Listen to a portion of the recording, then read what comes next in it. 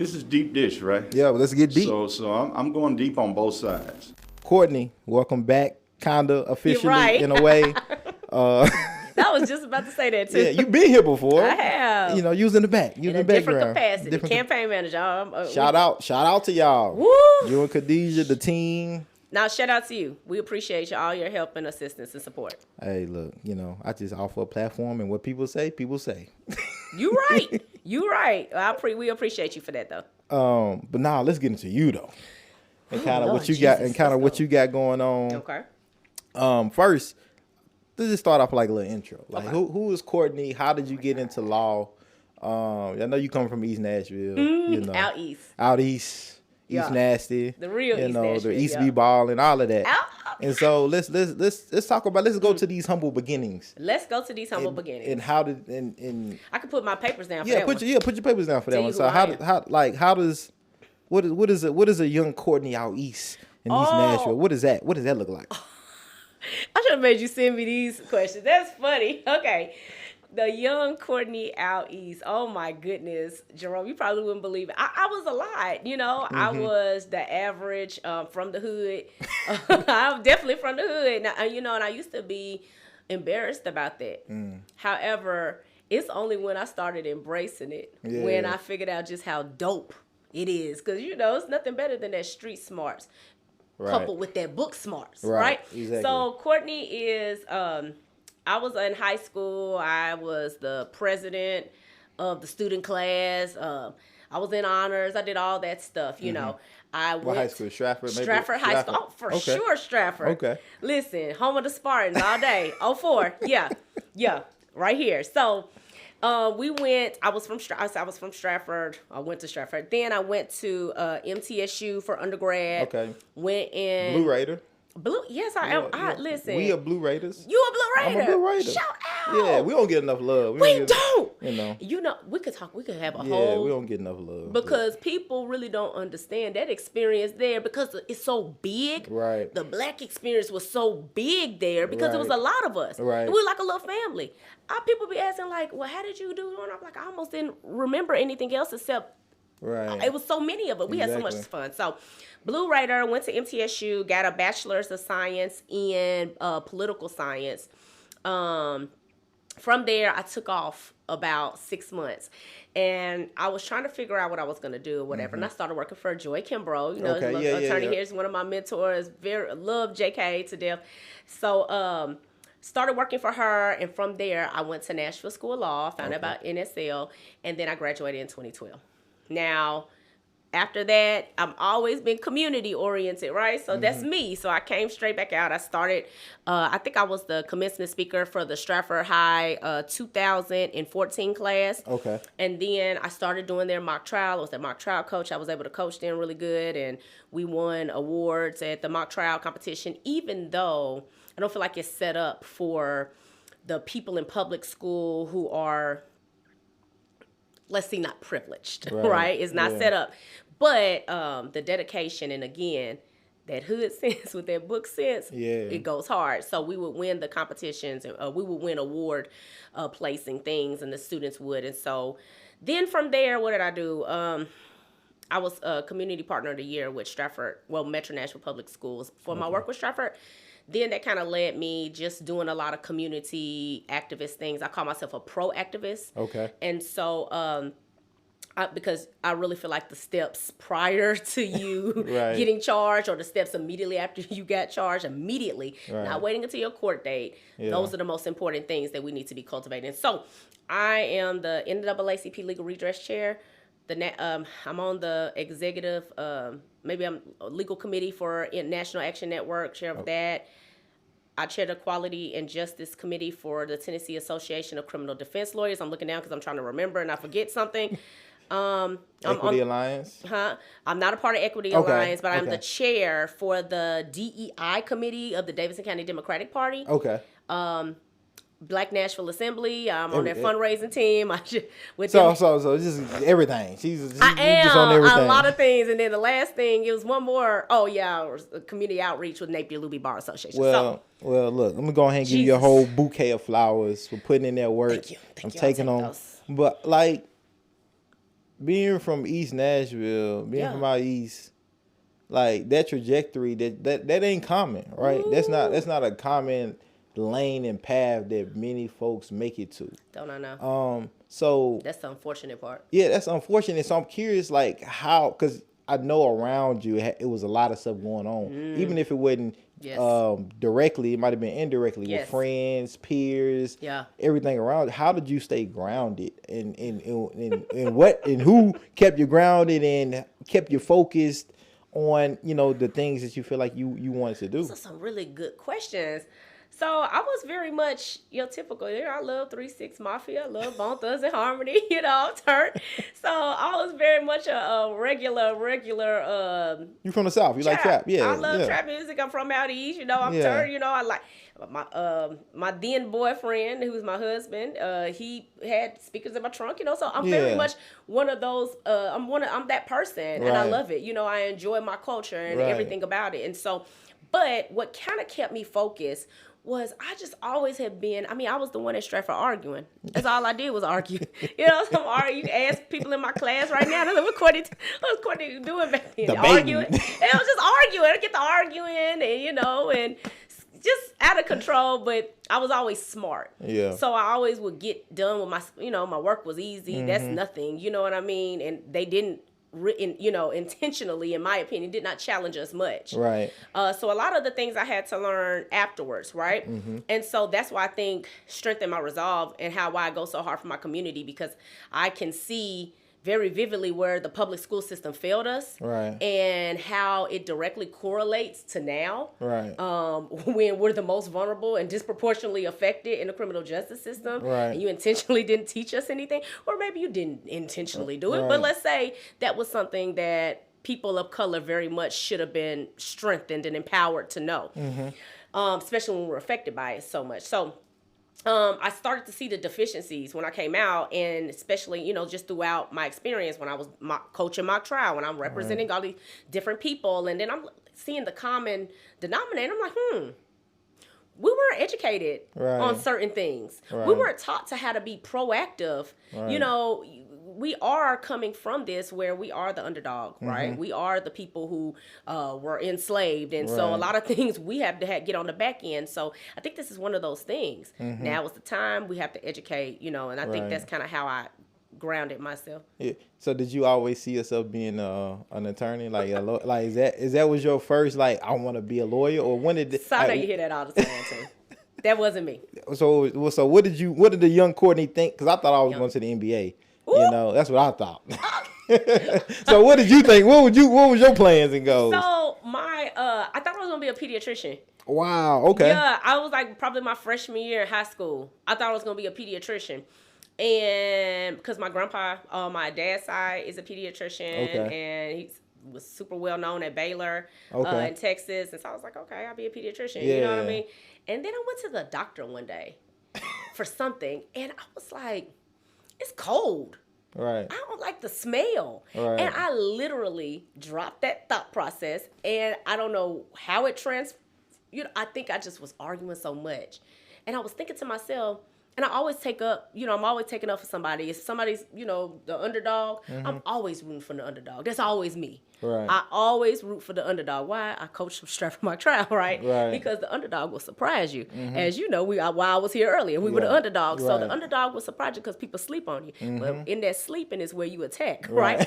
That's how you attack. They don't ever see you coming. So I always was taking up for different people. I'm always arguing about different things, and I'm always challenging things. So it kind of just naturally evolved there, I think. Well, and so you go through that development, Stratford, go to law school, and you're in the community booming and just going. What was, like, I guess, your first experience, like, I'm in this criminal legal system, like, I have arrived? Or what were some of the things that even surprised you when you got there? So why did I make you send me this? Let me tell you. You catching me good on these. Okay, because you're getting some real raw answers. We gotta get real deep dish. You're getting real raw deep dish answers here. Let's go. I went, when I first started practicing, and I went to practice in an outer county here. Okay. And I had a client, and my client had mistakenly been let go from another jail, I think. So he had a hold on him. So what happens if you're in a jail and another jail has you also, has a warrant, they'll put a hold on you. Okay. So apparently he was made bond in one county, but he should not have been released because Right. it was a hold. But he didn't know that. I didn't know that. Nobody knew. So we're in court. We're at court. He's there. His wife is there. And so when I come in, I'm, come in a little later because it's the outer county. I go to Davidson first. So I get there and I'm like, hey, and they're like, is that your client? I'm like, yeah. And they're like, he's not supposed to be at a jail. And I'm like, what? And then they were like, yeah, now tell him to come on in so we can figure this out.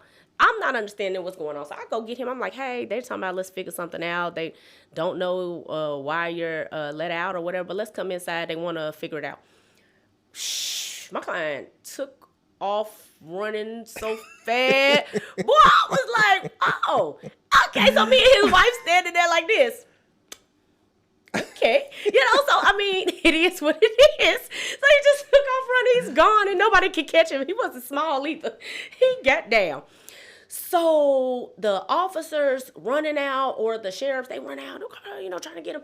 And his wife is standing right there next to me. They're like, you need to call him and tell him to come back and do this right now. And you need to tell him this, and that, and get him on the phone. And I said, hold on. And I look at her and I advise her what her rights are. Right. Like, you don't have to speak to the police. You don't have to do anything of that nature. I'm advising her of what her rights are. Right. Okay? And so then they're like, well, we're going to tell the judge that you're what they say, obstructing justice. And I was like, you can tell the judge whatever the hell you want. Right. I'm advising her of her rights. So we go back in. And again, I'm a new lawyer. I'm young. I've been to trial college with Tactile. I've been learning, but I'm still new, right? And when you're a new lawyer, you're scared. That's just natural. You're very scared. Hindsight's 2020, you really need someone who's empowering. You need a coach. You need someone who's there with you, kind of hold it. When things like that occur too. Right. So I sit down, I'm in there and the judge comes on the bench and the judge is like, well, Miss Teasley, I've heard that you're obstructing justice. And I was like, well, Judge, that's incorrect. Would you like to know what actually happened? Judge was like, well, no, you can talk to the district attorney. I won't be talking to anybody without my lawyer. Thank you. I sat down, got my phone. I'm scared, but I'm not, letting them know. Right. But it was just, again, if I was a white lawyer, the judge would have had me in the back. Right. Would have talked to me, would have, regarded me differently, would have, I'm a whole member of the bar. I have no disciplinary history. You would have had a conversation with me and said, hey, what happened? What's going on? Right. And the judge has a law degree. They should understand. So now you got me thinking this. You got me thinking this too. I'm surprised I've never asked any of the attorneys that I've had on here this question. So now you gonna get this question. Oh Lord, you gonna get this question. Oh God. So hey. Okay. So we know there's disparities in the criminal legal system when it comes to people being jailed and incarcerated, right? Welfare gap disparities with bond I see where you going. sentences. So I'm curious. Like when it comes to attorneys, black, white, Latinx, yellow, green, blue, in between, like, do you all see, witness, or is there even stats? I'm pretty sure they are somewhere, where you can clearly see, like, how black lawyers and attorneys are being treated compared to their counterparts? Like, Jesus. Does that I'm not going to even say does that exist because America would tell me that it exists. Yeah. That it exists. You can guess that it exists. Yeah, you can guess that it exists. You want to hear some proof? But like from a person that is an actual attorney and lives in that space, like what is that? Like the oxymoron, like the irony in that, right? Like having to possibly experience that. Oh, Jerome. Deepest conversations. Give it to us. I love karaoke. Have you heard the Lizzo song Jerome? I haven't. I'm gonna have to send that to you. I just almost sang it, but so yes. Okay. The short answer is absolutely. The microaggressions, the subtle differences, the can I see your bar card? Who are you with? You know, it's the audacity, you know, for them, the audacity for them of us. Right. So even you're a lawyer? Yeah. What are you doing here? I know a lawyer who has been practicing just as long as I have, no issues, whatnot. I know a judge that actually insinuated she was lying about something or, you know, something stupid, something simple. It's like little microaggressions that you'll see, but then you have blatant ones from your counterparts, right, who practice as well, how they speak to you, how they treat you. Nobody's ever going to say it. Right. And I'm one of those people who don't need you to say anything to grab what's going on here, right? Right. How you treat so-and-so over here, I don't get that treatment. Right. How you defer to them, you don't defer to me. Right. You know, how you make me jump through hoops and whatnot, or how the deals that you give or whatnot represent that. So it's so many ways that it's hard for me to really fully, as a black man, as a black person, as a black woman, we know what it feels like. Right. We were just talking earlier about that situation, right? Yeah. So you know what it feels like. And it's suffocating. Right. You know? It's suffocating at times. So yes, as a black lawyer, you are always going to be working a lot harder. Okay? Even when it comes to clients. Because a lot of times they assume, oh, well, white is right. Yeah. Right? Because think about it. It's been built in our brain since the beginning of time. Right. And so there's just something, it's there, right? So sometimes they'll think in their minds, oh, well, such and such can do better when such and such will take your money. I'm giving you all the hard questions right Come now. on. I got another one for you. I see them popping in your brain and I'm like, let me take a sip of water because I'm working today. Go ahead. Take a sip. Take a couple.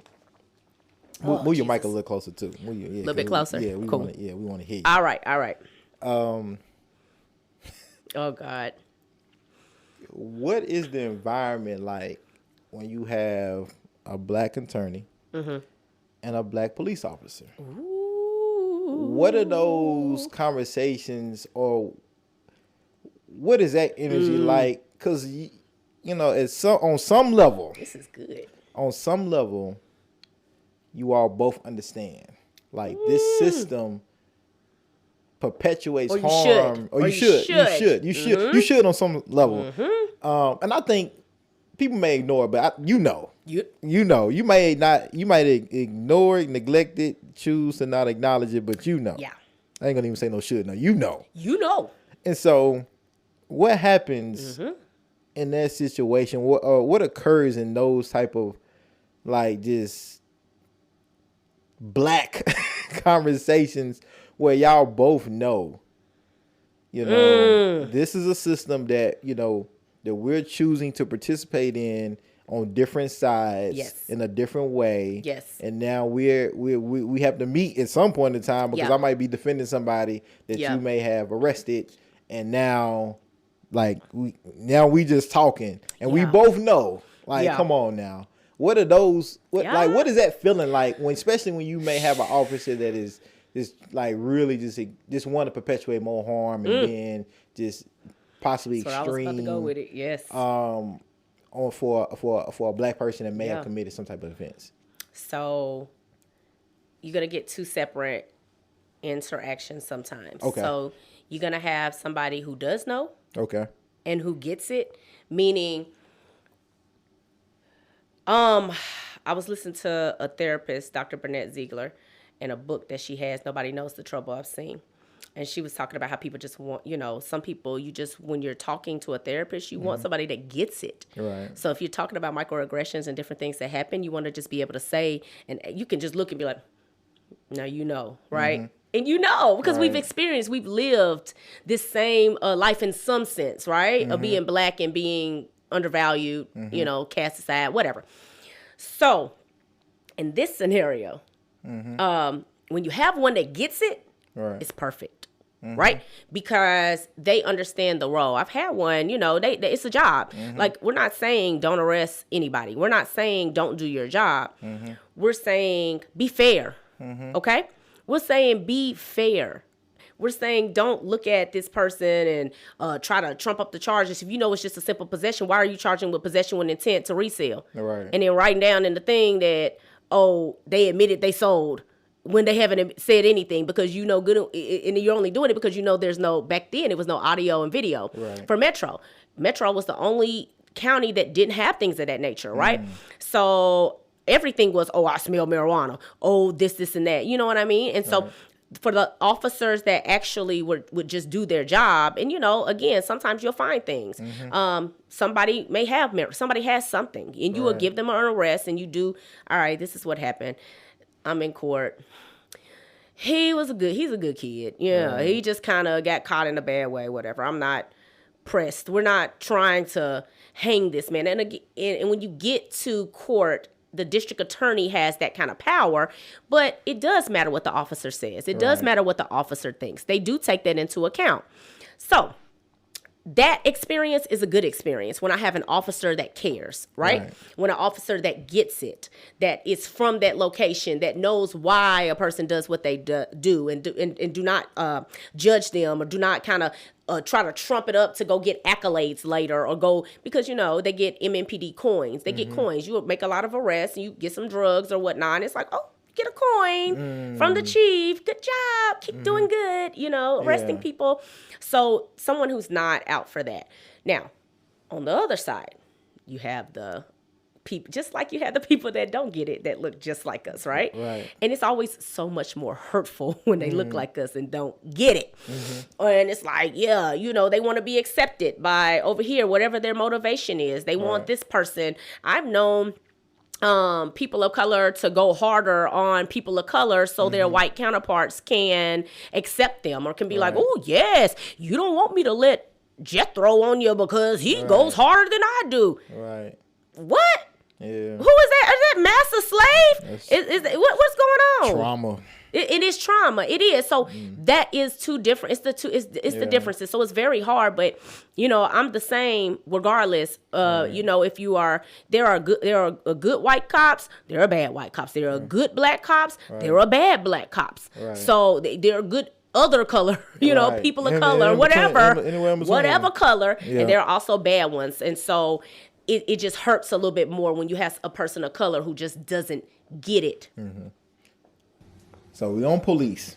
Right. And you recently you done a youth summit with Nashville Assembly, and then you had this Nashville Scene article come out and about public schools and students in dealing with police, right? And this has been this talk, or this subject, especially specifically around SROs, which are school resource officers, for the people that listen, it's been a crucial one for a long time. And really, the question is, should police officers be in schools, right? Specifically high schools, right?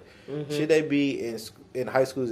Should that be a way where students should be interacting with police officers? Should there be other resources outside of police officers, like therapists and counselors and different other people that maybe they could be talking to or be there for whatever type of situation, behavior, conversation, mental health, whatever it may be. Right. And for people who may not know, the only thing that is keeping police officers writing the SROs in our schools in Metro Nashville public schools is this MOU that the Board of Education has with MMPD. Right. That's all it is, right? At any moment, Dr. Battle could say, hey, I don't want it anymore. We don't want it anymore. Or Chief Drake could say, hey, we're going to pull out SROs. Right. At any moment. So that's so people who may not know. And so you have this article about interacting with police. And so the first question I'm going to ask you is, do you think, because a lot of people want to go to school shootings and safety and things like that. I want to direct people to a resource. Safer Schools Nashville has really good resources on stats, that will tell you throughout the nation that, police officers don't actually make schools safer. Right. Just because of the risk of school shooting is it's so low. Right. Of it happening. But Right. when it happens, it's a huge thing, right? Right. Especially when students Right. are dying or getting killed. Yes. So so based on the studies that are out there, the knowledge that you know, should police officers in general be in public schools? Because they're not in private schools. Let's put that out there. They're not in our private schools.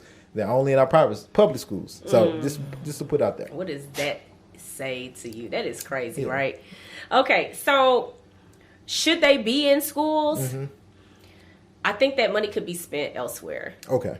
You know, I definitely do. When you said the mental health therapy, things of that nature, those are things I think that the kids could utilize. Those are proactive things. Social and emotional learning. Right. Not reactive, which Right. is what the SROs are, and they're reactive. I'm arrest you, you got in trouble, you did this. But if we're actually teaching and educating them and feeding their minds and attacking the mindset, right? Because there's a mindset that comes when you grow up in poverty and when you grow up like many students have to grow up, right? Like I had to grow up. You have a different mindset. Right. And so there are limitations that you place upon yourself without even knowing it, okay?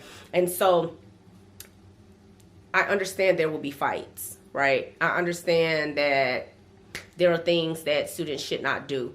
I think that private school also has that issue, right? There are things that they do that they should not do. There are fights, but you just have more resources to be able to handle things of that nature, right? You might have somebody. So I do not think that the level of all I know is SROs. You know, that's all I came up with. They're They're the police. They're Metro. So Metro Police that's all I knew growing up in school, and I thought that was normal, right? So I don't know any other outside of that, but I can say that I do not think it is beneficial. I do not think it's helpful, and I do not think that it is something that is making schools safer. That something else could not be put in its place. Right. I'm not an education, like I'm not one of those Metro Nashville public school lawyers. I'm not one of those people who does just education. You know, I'm a criminal defense attorney, so my education in MNPS is limited. Right. When I say my education in MNPS is limited. My Hold on, you went there from middle school? high school. So it's limited. It's limited. So I'm sorry to that. So when I went there, not to I don't study MNPS. I don't study school things. I don't study to represent people solely in that space. Right. But the criminal portion of me, in my research and what I have learned, not only from myself, from my clients, from the people I mentor, from my mock trial students and the things of that nature, are that the lack of education in the school is the issue, right? The lack of education. And so if you are going to have SROs, right, well, go ahead and give your students the resources they need to be able to understand their interactions with them and the consequences thereof. You need to give them that education. And you talk about that in this article about that, like what does that look like interacting? What a parent should know, what students should know, and like what is in that policy and procedures, that handbook, right? Woo! And so I want to talk about that because let's do it. Because it's funny that you mentioned that because I've been able to sit down with I've been able to talk to Chief Drake in some meetings, organizing meetings. Captain Carlos Laura, who's the chief diversity offer. Carlos, I think it's, right.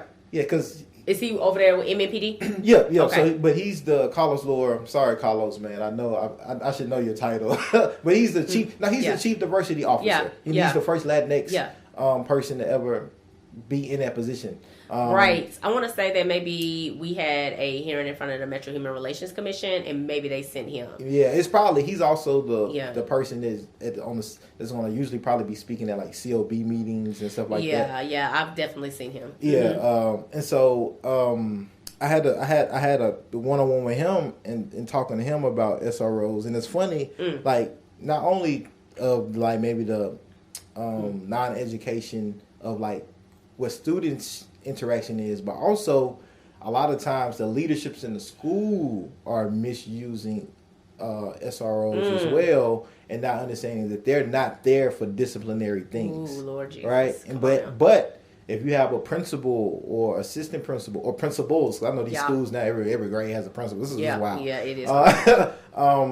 that they could be exercising their authority to use the SROs differently than how it's supposed to be. So it's funny that it's some miscommunication or non-communication on both ends, students' interaction, but also executive leadership in schools. How they're utilizing them. How they should be utilized. Just for people that can have the information that's watching and listening. No, I like that. And so when it comes to the students, though, that's not. I haven't heard that being talked about until like your article, because as a child, you think I think we just condition a lot of times authority. Okay, so let me listen. You said that. Right? We train, indoctrinated as a police officer. Oh, gotta tell them everything. We gotta tell them everything, right? Gotta say that. Especially in the school setting, right, where you're like, okay, I'm bodied and governed by the school rules. Yes. And so let's talk about that. Like, what should those interactions be like in schools, and what are the rights that students have that maybe they don't know they have, or even their parents don't know they have? Yeah. And how should they be responding to things? When you were just talking, it's funny that I thought something, and before I get to your question, I just thought something I was like, what if those SROs that are there anyway, under this MOU, and that are going to be there, what if they were instrumental in helping them learn their rights, or teaching them their rights, or doing something productive of that nature instead of just solely disciplinary things, right? That'd be amazing. Like, hey, when you're dealing with officers. Well, you know what they call that? What they used to call it? Civics. Woo! In school. That's what I don't. Because what happened? Because I don't even think I did not get that. I don't think they get that. Jeez, I don't think I got civics. So but that's I where. didn't get that either. That's where those type of but lessons. the private schools though. Oh yeah. Come on now. I knew that when we did the mock trial, we went against those private schools. Oh baby, they were better lawyers than the ones I see in court daily. Yeah. But to answer your question, my thought process is, when students are dealing with SROs, right, this is the training ground at this point for you to exercise your rights. Okay. Now, you don't have a choice, okay, because if the schools are not going to teach you, your parents are limited in their knowledge because we weren't taught that, right? Mm-hmm.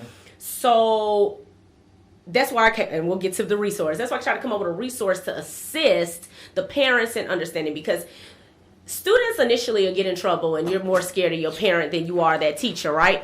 You're more scared of your parent. You're more scared of whoever, mama, daddy, grandma. I'm going to get my butt beat. Okay? Right. So I'm not going to tell the truth, or I'm going to talk to the principal. I'm going to talk to this officer in hopes that they'll do something more lenient and not call my mom, so I don't get in trouble and get my butt beat. Don't have to. I'm not gonna be. You don't take away my phone. You don't take away that. You don't do something that's gonna make me hate being at home or whatever, right?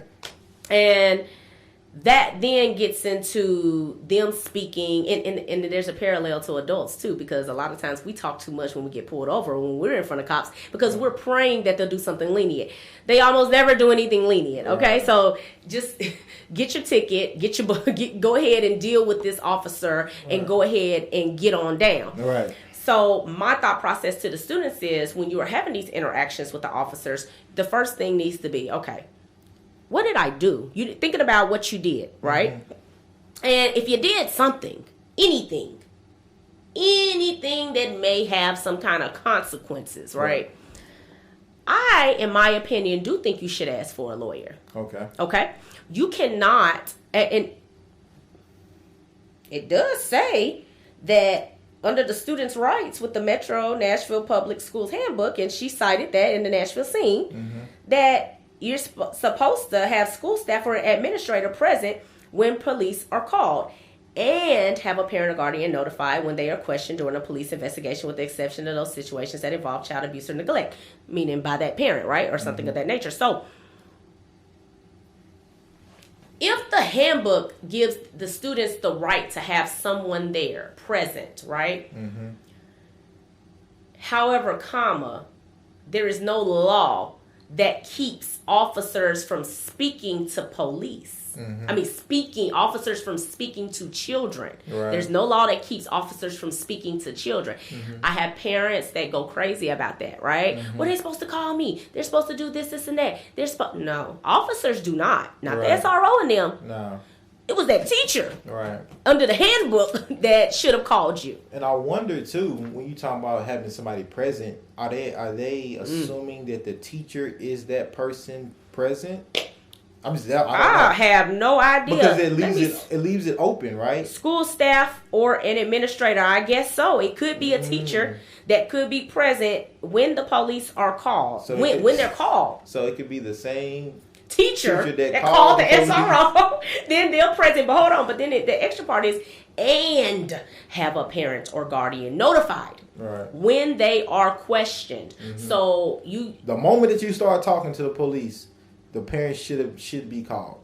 Period. I mean, that's what I read, right? Yeah. So, but because we know that's not being done, the student needs to learn a couple of different things that I have in the resource, which is, I don't want to talk without a lawyer. You can't ask for mama or daddy, okay? Because guess what? With officers, that doesn't work. Right. You have to know to ask for a lawyer. Right. But the biggest thing after that is kids always want to explain their size. I have kids. I know it. 10-year-old, 6-year-old. I get it.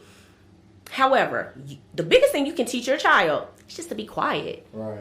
Don't explain your side, baby. You don't have to explain your side to them, right? You can explain your side to me, or you can explain your side to the lawyer. Right. But don't go on this explaining what occurred thing. Wait till I'm either there, and I've had it, and as parents, when you get that call and you go and your student has decided not to speak to the police, right? Or they said, I want a lawyer. When they get with you, don't get in front of the officer and those administrators talking about, now you know better, now tell them everything. What happened? I'm going to beat your butt, right? And that comes from a place of feeling you don't want, that's protecting yourself, your own ego. Because you don't want these people thinking you raising a bad kid and, you know, and you don't want them looking at you in a certain way. And you're not protecting your child in that moment. Protect your child. Take a minute. Stop. Don't make it about you. Take that emotion out of it. And when you get there, take your child to the side. Speak with them by yourself, or say, hey, we're not going to make any statements today. I'm going to speak with him, and we'll talk with a lawyer, and we'll be back in contact with you. That is control. Right. Okay? That is control. That's your child. Yes, he did something. If y'all gonna charge him, you're gonna charge him anyway. Okay? But you're not gonna have my child's help in charging him. Right.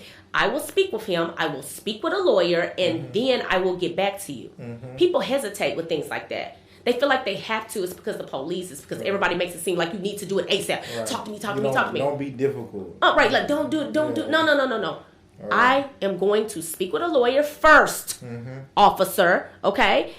And another big thing, you don't already have to have a lawyer at that time. Right. That's not necessary. You just telling the police, I don't wish to make any statements without a lawyer present, okay? No, you don't have to have had one already hired and on speed dial and retained. You can stop this conversation just because I do not wish to speak with you. You're a suspect in a crime. You have a right to a lawyer, okay? So, and I know I talked about a couple different things, so you might have some questions in there. Yeah, I do. I got a lot of questions. Now, are you when you when you talk to parents, do they have this handbook? Are they even aware that, or is it one of the things that gets sent and then it's like they don't know, or like? So, after the Black National Assembly, when I did that youth, when I was on the panel, the summit, the summit, and I had a parent take me to the side, right? And she was like, you were talking about me? And I said, what? She said, you know, when you get mad and you tell you go in on them and whatnot, talk to the police and do this, do that. And it's because they don't know, you know, because again, some parents were just they didn't learn their rights, or they're dealing with the same issues, right? And so they're dependent on the school. They're dealing with a lot of different circumstances and issues. You're trying to raise the kids. You're trying to probably do it in a place where you can't afford housing well, right? It's hard. The gas is high, food. It's a lot of things that you're trying to work. You're working a job that's probably not paying you enough. It's a lot of things that you're dealing with. So you're relying on the school to teach the child, because you probably don't even have the fortitude or the ability or the time just because you're working to make a living, right? For your children. And so when the schools are failing them and they're not learning the certain things that they're supposed to be learning, sometimes the parents just feel like it's their fault. And so they'll come in and not knowing their rights themselves, they'll go ahead and offer their children up to be the best evidence against themselves, which is so counterproductive, right? It's the horrible thing. So that's why the resource that I have at the end and that your link is for parents and it's for children too. Right. You know what I'm saying? It's something that you can easily show to your child, but it's something that you yourself have to know, because we have to stop taking it personally or we have to stop thinking that it's a blemish on my parent record because my child got in trouble. No, realize that your child is a child of color, and that your child already has strikes against them. And that, yes, I know you know your child best, and you know your child is prone to lie about things or do things and hide it. Remove all of that, and it's time for you to become that mini lawyer for your child. And just for our listeners and our viewers, because people may think this way, but just so people will know, the reason that Courtney is specifically talking about kids of color, because those are the students in MNPS that are suspended or expelled at a disproportionate rate than any of other students. One. And then when those students also have more contact with the police, they are then too more prone and arrested more than any other group or body of youth. Just so people will know. So you understand So you understand and get it. Not saying that other kids of different ethnic, cultural backgrounds don't get arrested or suspended, expelled too, or don't have run-ins with police. But like we're talking about those that are disproportionately just like everything else in the criminal justice system, in the criminal legal system. We are disproportionately affected by it. So just so people can have those stats. But also you have some over here too, and I'll make sure people, it's the link in the bio of these essential actions for asserting your rights with police for students. And it's really getting to like which domain. It's like you in two different domains in one place, because you're dealing with you're dealing with like MNPS, and then you're dealing with police laws. So you have on here, don't give them permission to go through your belongings. Right? So that's searching. It's a search. So it's a search. So as a student, if they saying like maybe I alleged have something in my backpack or in my locker, and I know when I was at Pearl, they would take the dogs around. Strapper like too. That, right? Strapper too, right? And so I'm curious, like if a student is having an interaction with a teacher, and the teacher calls the SRO, and the teacher says, hey, let them, because that's probably how that would go. Teacher says, hey, such and such. Give the police officer, get an SRO your backpack so they can go through it. Where seems like it's a slippery slope. Of like, no, you can't go through my backpack to the teacher. Okay. Or is it no, you can't search my backpack? Let me dwell on this one, okay? This one, okay, and let me be clear, because I'm gonna I want to say this right here is for all people, not just students, and I say that because that portion right there is going to be where I say we're not consenting to anything. Okay. I'm not giving consent to anything. However, understanding that students do have a lesser right when it comes in schools, when it comes to searches and seizures, unfortunately. They have a lesser protection. So, that's the keep the schools safe, or make sure you don't have guns, or things of that nature. So that may not work. However, the same thing with real life. Or when you're out of school, you can tell an officer all day, like, listen, I don't consent to a search. Now, if he has the requisite probable cause, he's going to do it anyway. Right. Okay? But I always stand on it. I'm saying it anyway. Yeah. I need it recorded wherever you get your body cam on. I just need to vocalize it. I do not consent to any searches. I just need to be clear about that. Right. Okay? And so that's laying the training ground for when they are out of school, or when you're not on school campus and the officers are coming to you, or you just left and you get pulled over and they're trying to search, that you don't mistakenly think, oh, I have to let you do this, I'm gonna do it anyway. And that's what a lot of people of color do, is that they automatically they'll automatically think, oh, well, he's gonna do it anyway, so you just go ahead and get permission. No, if they're gonna do it anyway, you still do not give consent. You do not agree to it.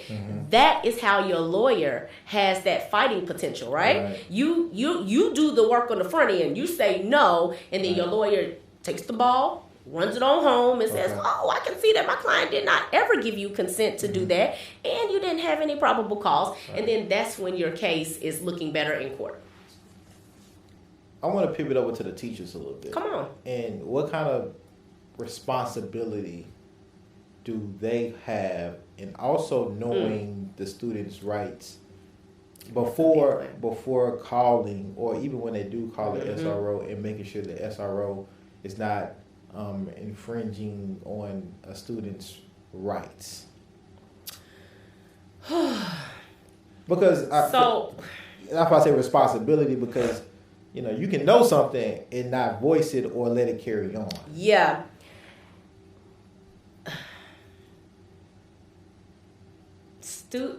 Teachers can make or break a lot of things. Okay. Teachers are there to educate, right? Mm-hmm.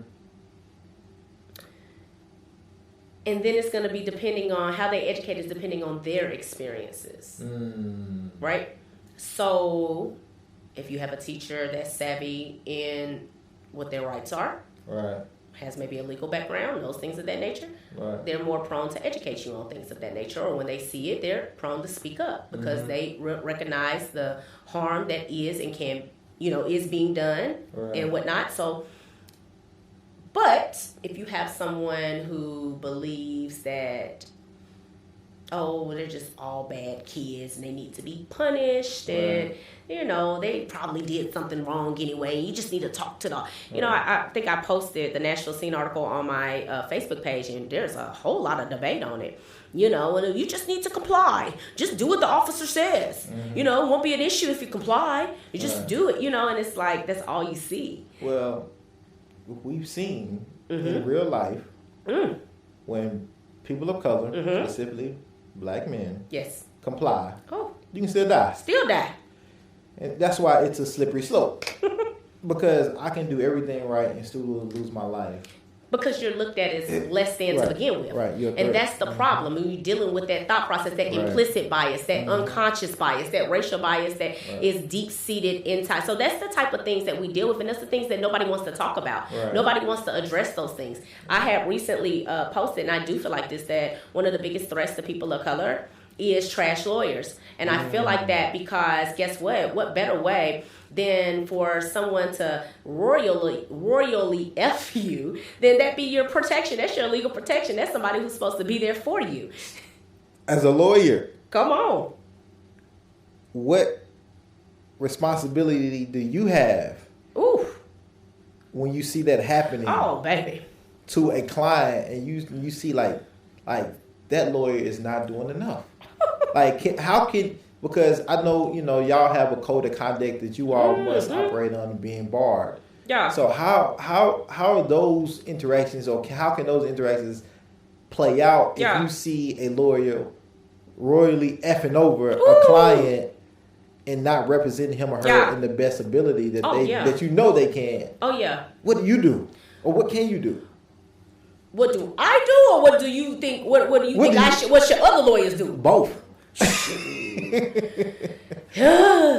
All right, so let me try to give you the short answer here. Being a lawyer and whatever in the code of conduct, a lot of lawyers try not to file complaints on other lawyers and want to have this like brotherhood, or I guess, want to try to go to them, and you don't want to tattletale or whatever the situation may be. However, I don't care about any of that. If you are harming the community, right, harming people of color who are the most vulnerable, your clients, the majority of your clients, and if you're not dealing with that racial and implicit and unconscious bias that obviously is, you have, the microaggressions, the things that you do, it comes out in your work, right?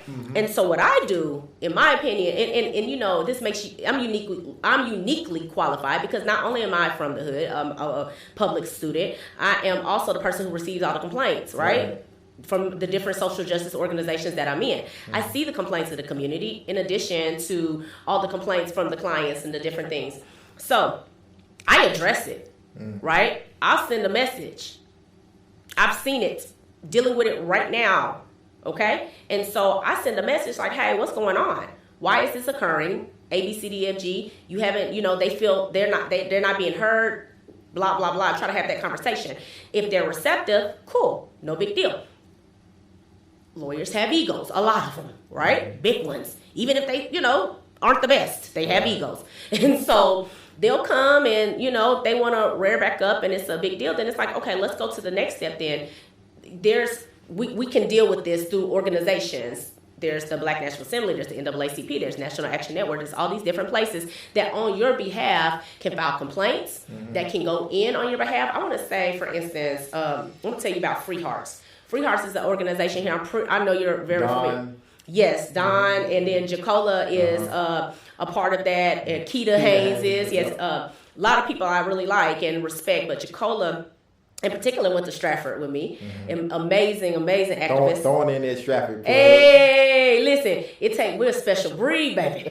But no, she goes hard. And so one thing about her, and we're working on, we have a case, and when I tell you what I loved most about it is, Free Hearts is the people who work with them. They will contact the lawyer. Right. And advocate on behalf of they will contact them and advocate on behalf of the client. The client's not feeling heard. Right. If something they thought something was being done and it wasn't, they advocate, and I feel like it makes you a better lawyer. Right. But see, lawyers don't like anybody telling them what to do. Lawyers hate that. However, if you look at it for what it is, it's the resource, right? If you're a lawyer, sometimes people assume you have money or you're paid well. No, not all lawyers are, right? Some struggle, some are working hard, some are living paycheck to paycheck, some are just trying to get it how they live, right? Some are busy, they're inundated with work, they're doing a lot of admin work because they don't have the money to hire any other staff. So to have somebody who is there and able to help you effectively represent your client is a resource, is a tool that you should welcome, not reject. You only reject it when you're doing bad things or you're not advocating properly for your client, right? So if you're not using Free Hearts or if you're not reaching out to these different community resources or whatnot, it's because you don't want to be held accountable. Right. And so, yeah. That's what I do. I call it out. Now, what I encourage other lawyers to do is to do the same. Because ultimately, forget this brotherhood, right? That's how KKK, that's how the racism has went on for so long. You turn to, your friend's doing something. It's like, oh, look at such and such. He's doing that. Ooh, ain't none of my business, though, because it's not affecting you. Right.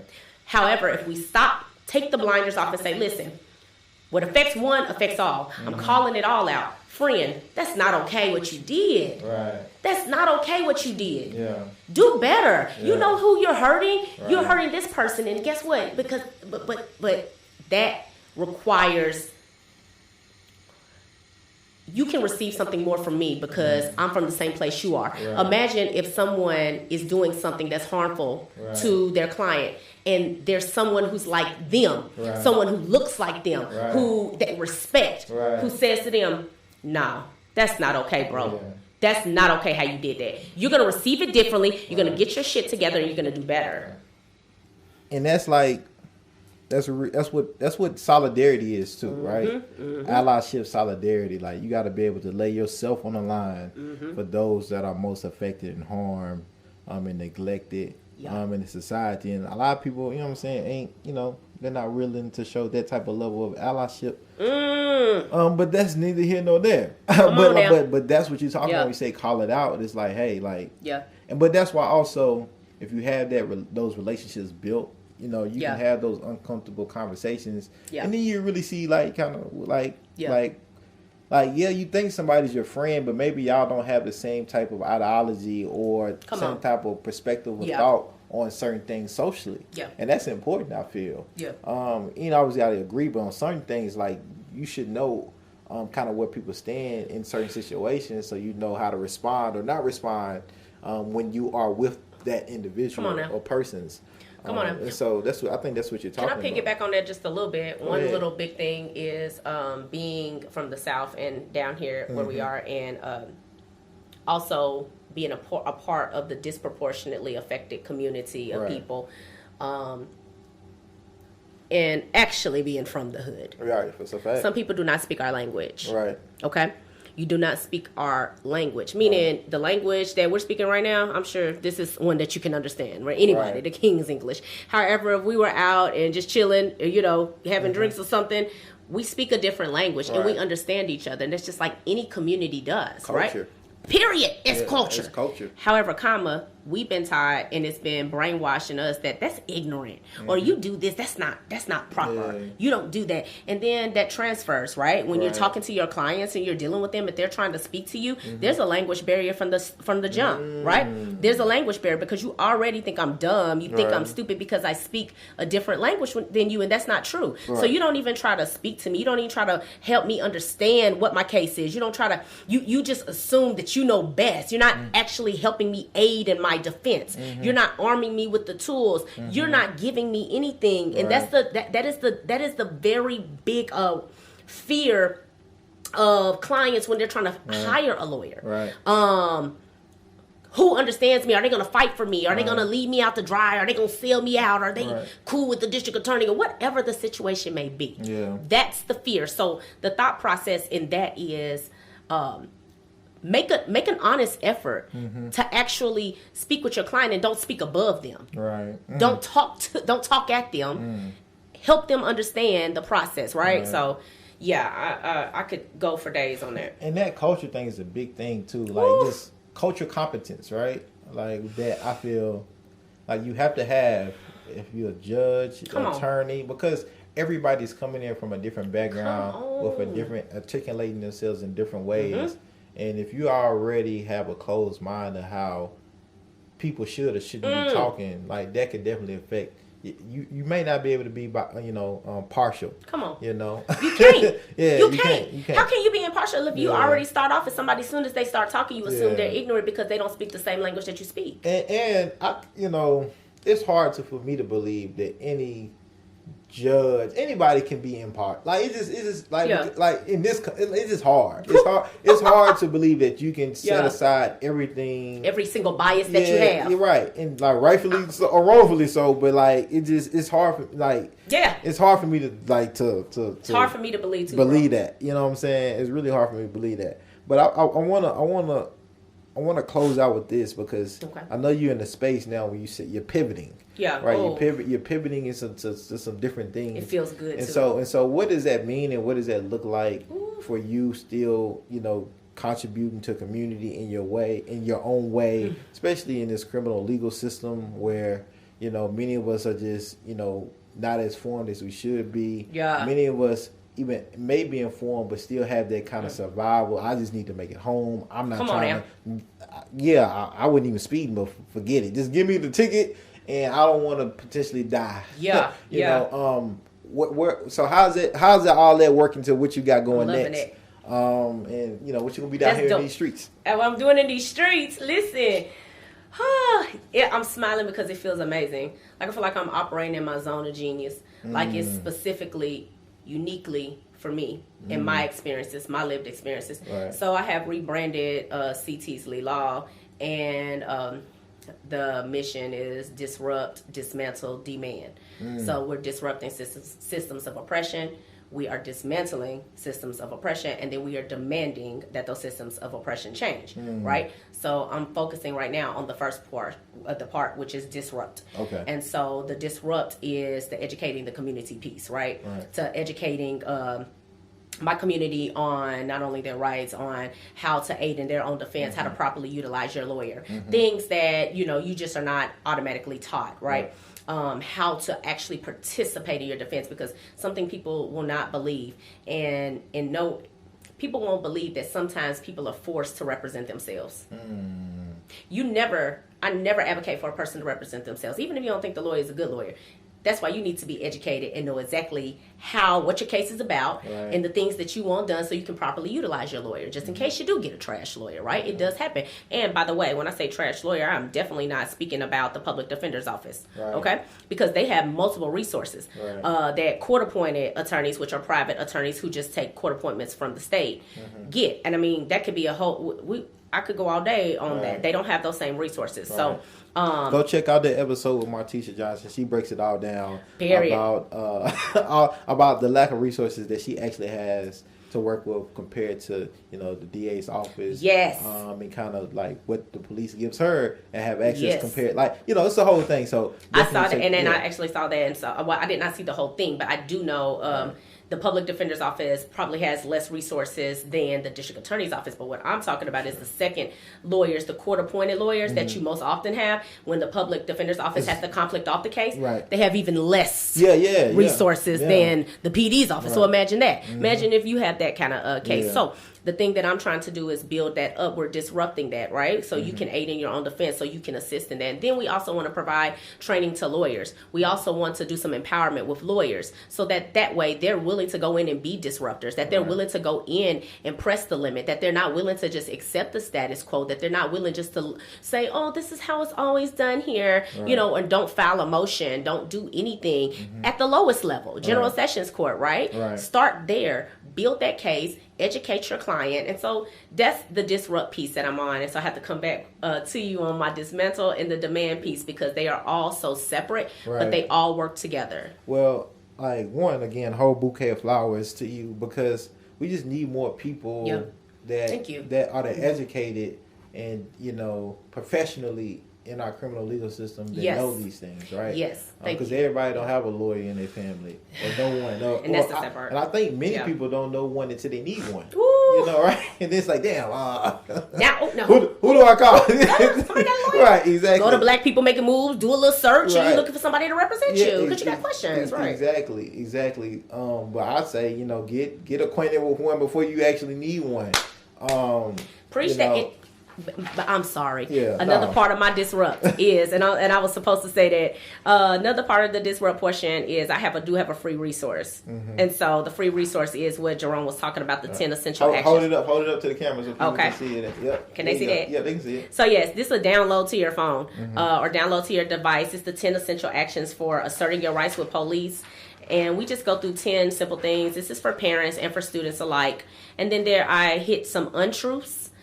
Some things that you thought you had to do, but you actually don't. So when you're dealing with police or whatnot, sometimes I'll hear people all the time saying, oh, I thought I had to do this. I thought I had to do that. So I deal with some untruths, and then I give you the truths.